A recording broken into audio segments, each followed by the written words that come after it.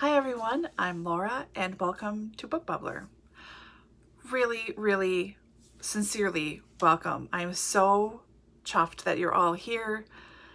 Thank you for getting me to 300 subscribers. I hope I'm still over 300. I know people drop off and drop on a lot, but I'm gonna go with it and stay positive and say, I have 300 subscribers.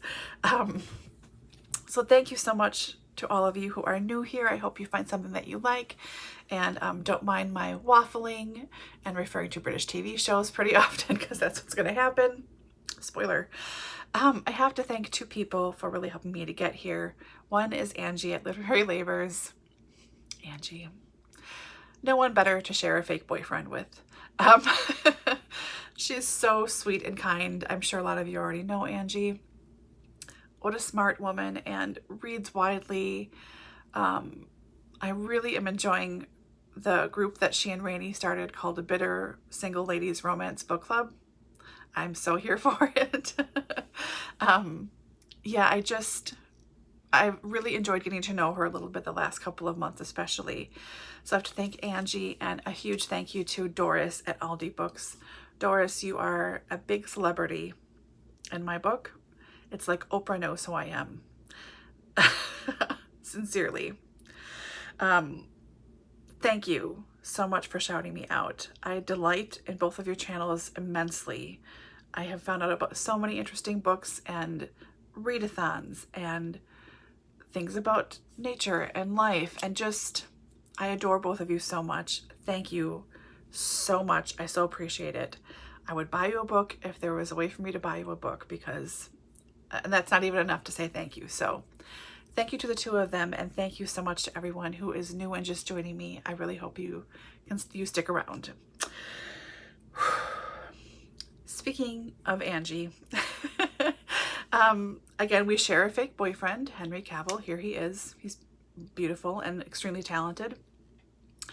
So she and I are going to do a group watch along of the new movie he is in that dropped on Netflix this Wednesday. I can't believe I just said dropped on Netflix. Like, what? But it's for an adaptation of this book by Nancy Springer, the first in the Enola Holmes series, The Case of the Missing Marquess. We're going to be watching this adaptation this coming Saturday, which when this goes up, it will be tomorrow, the 6th of September. We're going to be watching at 2 o'clock Central Standard Time in the States here. If you want to join in our watch along, I think we're just going to be talking on Instagram. Angie created a group for us, so contact either one of us and we will add you to the group. Feel free to join us. If it's just the two of us, that's fine too. But if you want to join along and watch the movie with us, you're more than welcome to. I'm looking forward to it. Yeah, okay, so my last video was my first attempt at a vlog. I haven't looked at the comments yet. Frankly, I've been paranoid about it. But the only book that I have read this week is the book that I finished in the vlog, and that is Minute to Midnight by David Baldacci. This is the second in the Atlee Pine series. I have never read his work previously. I know he's fairly prolific and popular, but first for me. So the first book I thought was just fine. We get to know Atlee as a character and find out about her sister's disappearance a little bit. So when she was 6 years old, she's a twin. She and someone broke into their house in very rural Andersonville, Georgia, and stole her sister, took her, and then knocked Mercy. What's her sister's name? Is Mercy. Knocked Atlee out, and they didn't think she was going to live, and she did, of course. So the first book, you find a little bit about that, and then it goes in a whole different direction, but it comes back at the very end to talk about her sister being missing again. So this book focuses more specifically on her sister's case. So one of the reasons that Atlee became an FBI agent is because of her sister's disappearance and what happened to her when she was a kid. So she, after she catches a child rapist who was out because of some leniency, I don't know, whatever, she catches this guy and accidentally beats him to a pulp. Go girl. her boss visits her and says, you know, maybe you should take a vacation for a while. So she and her assistant at work, Carol Blum, who's been with the Bureau for a long, long time, they're friends now too, of course, they decide to go and investigate her sister's disappearance and investigate that case. So part of this book was about investigating her sister's disappearance, talking to her parents' friends. There are a couple of extremely rich people that live in this very not extremely rich area of Georgia. So that's kind of curious. They were both friendly with her parents, all of, you know, so that's weird too.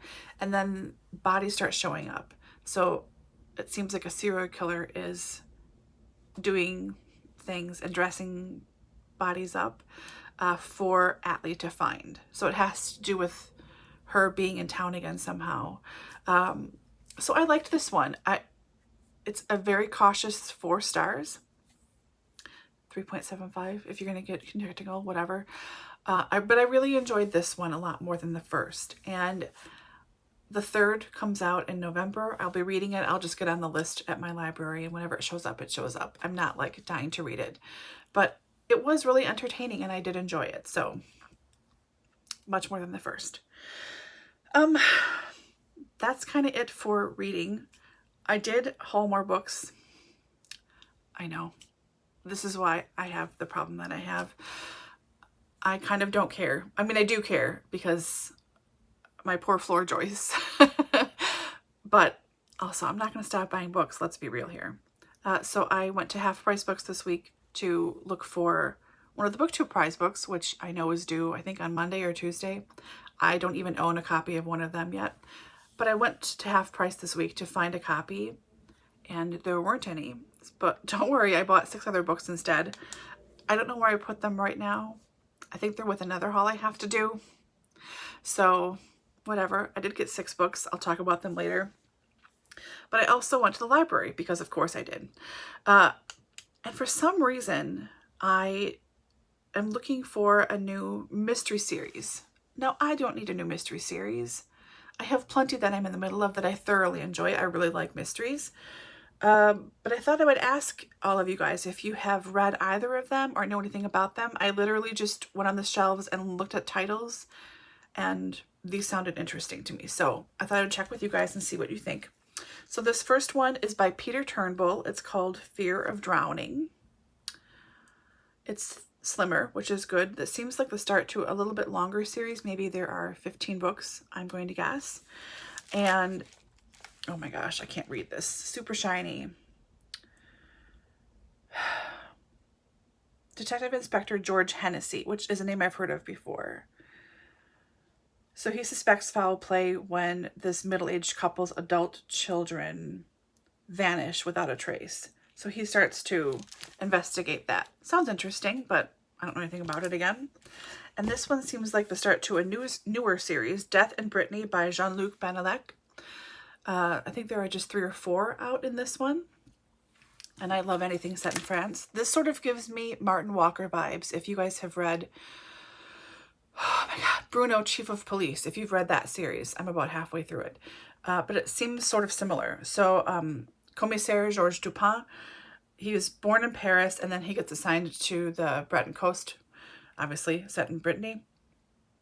So an older man, very famous hotelier, is found dead in town, and he starts to investigate. I mean, there's something to do with art, and of course there's also good food and wine, and yeah, I don't know.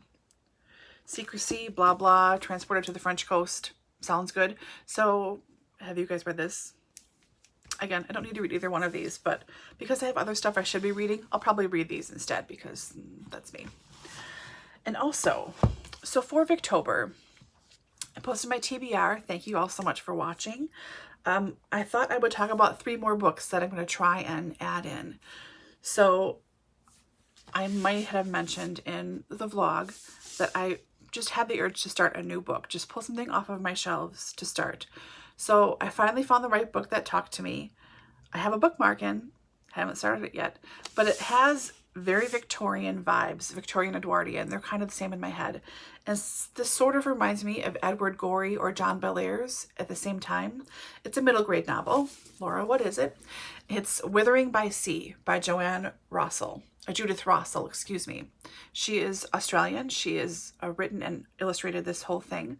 So I'm assuming this is set in, let me just peek here. I don't know. It's a Victorian town and a Victorian house. So Stella Montgomery, who is 11, lives in this crumbling hotel, which I'm assuming is this, with her aging aunts. And of course, she's supposed to be very proper. And because she's 11, she doesn't want to do this stuff, you know. She wants to do her own thing. And I gotta look again. I apologize. She sees something she shouldn't have one night. She's like a very thoughtful, introspective kid. She wants to have adventures and live life. So she sees something she shouldn't have. And then she starts on the run. She's on the run from terrifying Professor Stark and his gang of thugs. But how can one young girl outwit an evil stage magician, much less rescue his poor, mistreated assistant? Perhaps with the help of a mysterious maestro and his musical cats, not to mention a lively girl named Gert.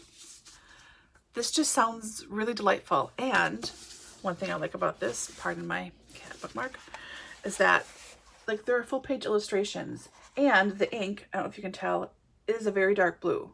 So it's not black ink. There are, let me see if I can find some. This just looks like it's going to be a ton of fun to read.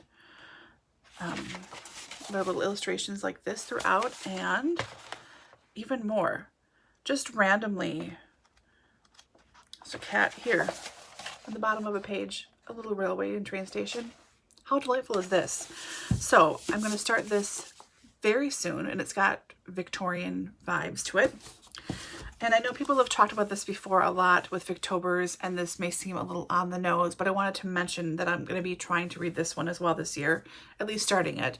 And that's How to Be Victorian by Ruth Goodman. She has one about being a tutor, and I believe one about being living in the Middle Ages. I'm not positive about that last one, but this one for sure. It's 400 plus pages of how to be a Victorian, and it sounds super interesting and nerdy and really delightful. Yes, please. And then another one, I've read this previously, but this is pre-booktube, which, you know, of course it was. I haven't been here that long.